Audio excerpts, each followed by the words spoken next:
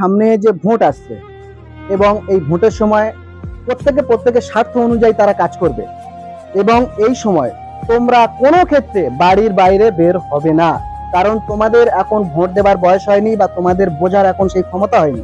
তাই সুতরাং কোথাও যদি বা কোনো ধরনের কোনো বিশৃঙ্খলা বা গন্ডগোল তৈরি হয়, তোমরা সব সময় নিরাপদে থাকবে, বাড়িতেই থাকবে, এবং তোমাদের কোথাও যাওয়ার প্রয়োজন নেই, কারণ তোমাদের এখন ভোট দেবার বয়স হয়নি। যখন তোমাদের ভোটের বয়স হবে তোমরা তখন অবশ্যই হারে গণতন্ত্রের যে অধিকার আমাদের সকলের, তোমাদের যখন বয়স হবে তোমাদের সেই অধিকারটা আসবে এবং তোমরা সেই গণতন্ত্রের যে ভোট, সেই ভোটটা তোমরা তখন প্রদান করতে যাবে। তাই এখন তোমরা রোড সাইড বা কোনো জায়গা সাইড তোমরা কোনো মতে বাড়ির বাইরে বের হবে না, তোমরা সবসময় নিরাপদে থাকবে।